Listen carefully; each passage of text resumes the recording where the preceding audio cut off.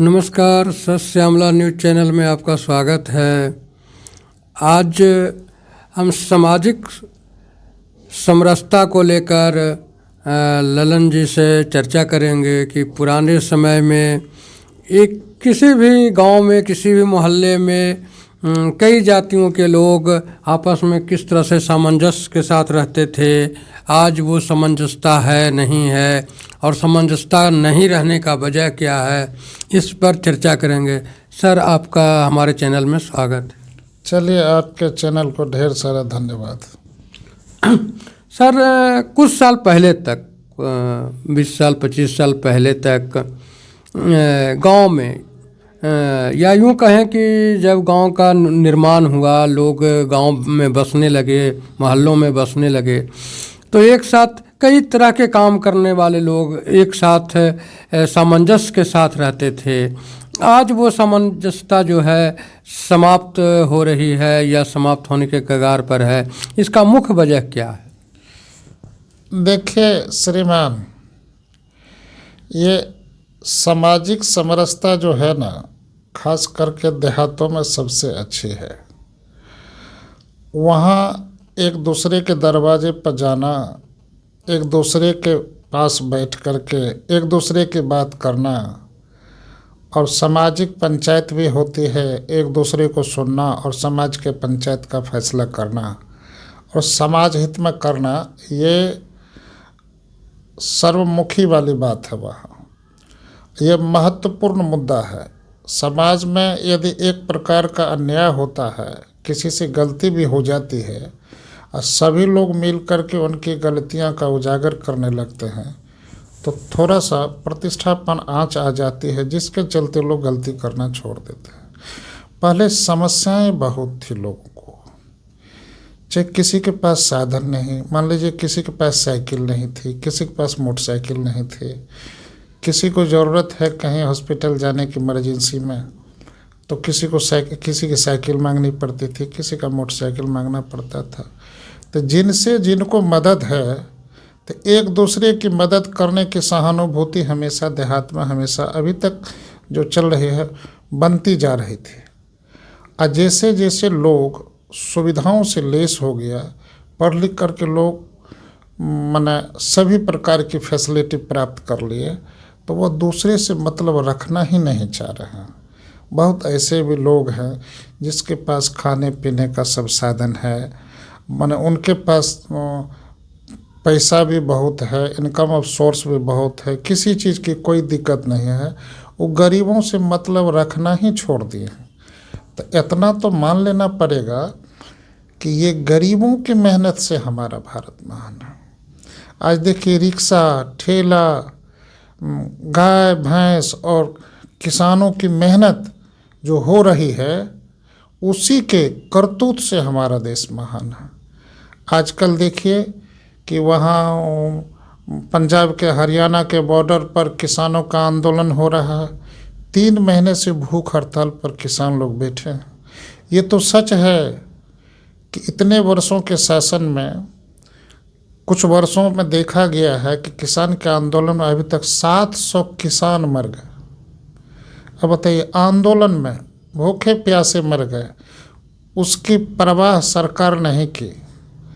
और पहले होता था कि यह संविधान में नियम है, किसी भी प्रकार का हस्तक्षेप यदि करना है तो सामूहिक रूप से लोग आंदोलन करके करते थे, तो सरकार उस पर एक्शन भी लेती थी और सरकार उस पर पहल भी करती थी।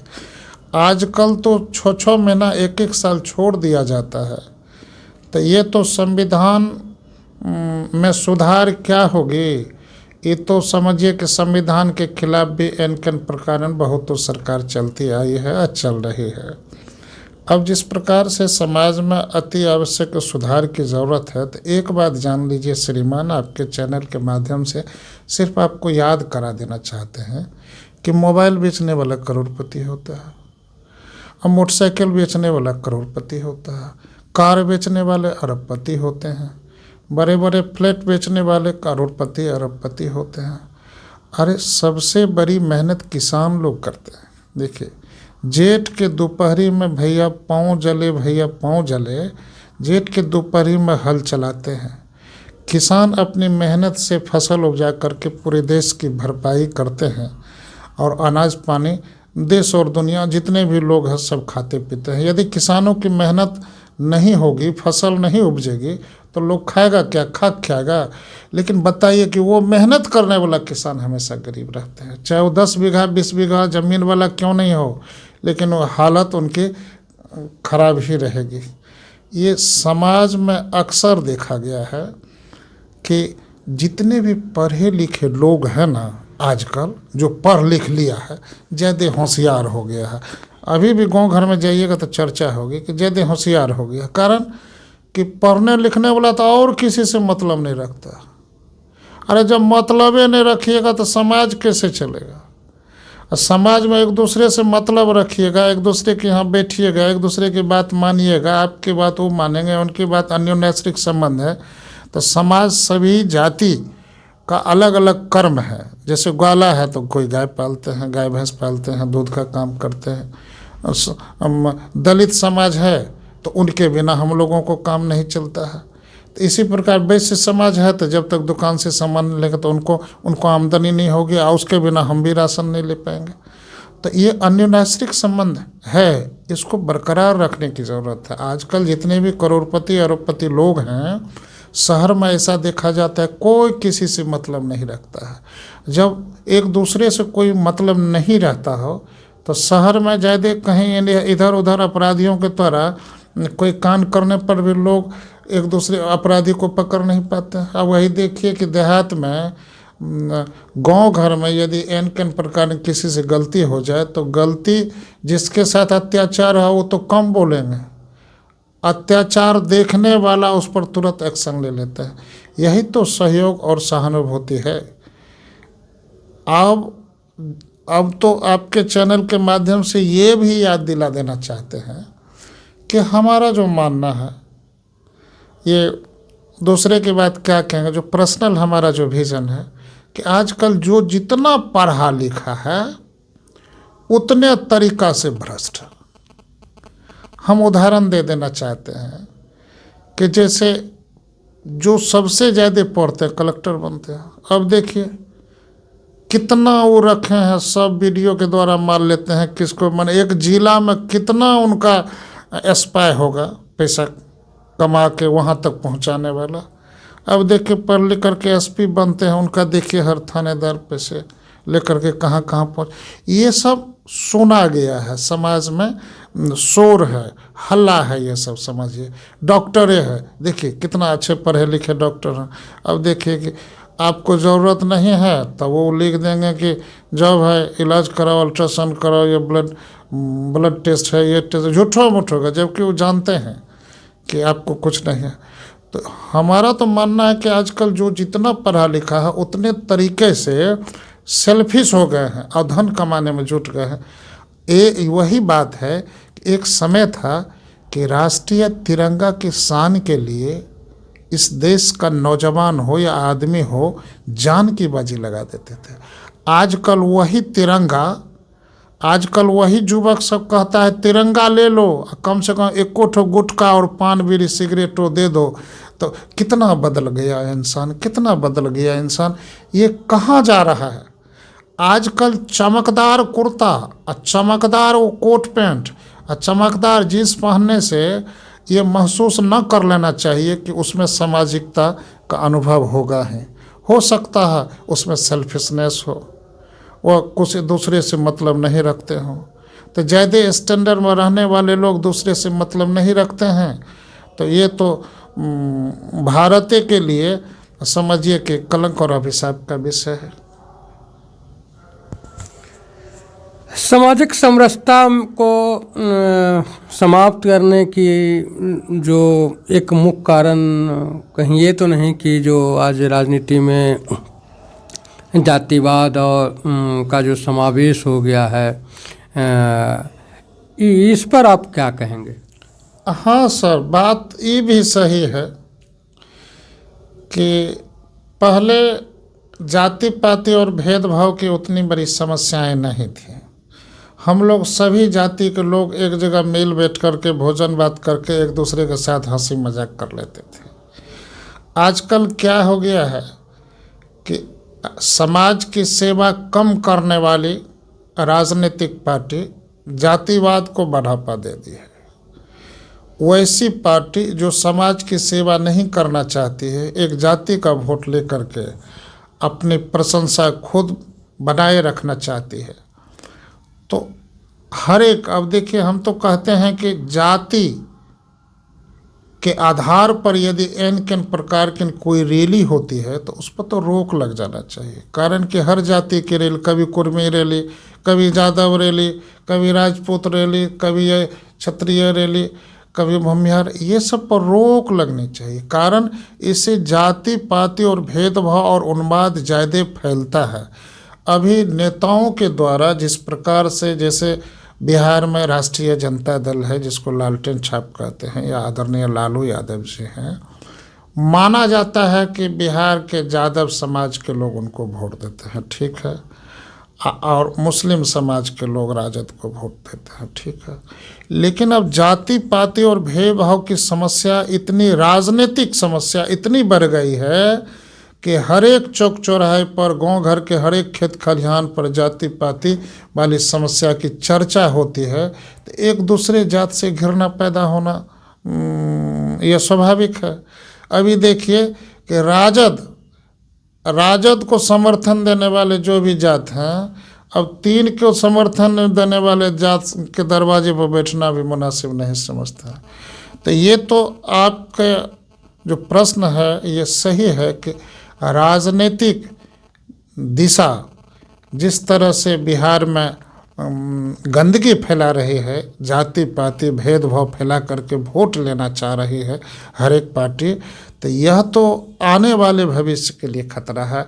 इससे है कि देश की एकता और अखंडता खतरे में पड़ती जा रही है। यदि इस पर रैली को, जाति पाति और भेदभाव की समस्या को यदि जड़ से नहीं ख़त्म किया जाए तो आने वाले समय में जिस तरह से हम लोग अंग्रेज़ से लड़ाई किए थे, अंग्रेज़ों से मुक्ति होने के लिए लड़ाई हुई थी, उसी प्रकार के अंदरूनी लड़ाई अपने लोगों को, जैसे सीरिया में है, इराक में है, कि अब बताइए सिया सुन्नी की लड़ाई है, उसी प्रकार से जाति पाति, एक दूसरे जाति को लोग देखना नहीं पसंद करेंगे। इतनी बड़ी ईर्ष्या धीरे धीरे फैलाई जा रही है, खास करके राजनीतिक पार्टी के द्वारा। यह तो भविष्य के लिए खतरा का विषय है।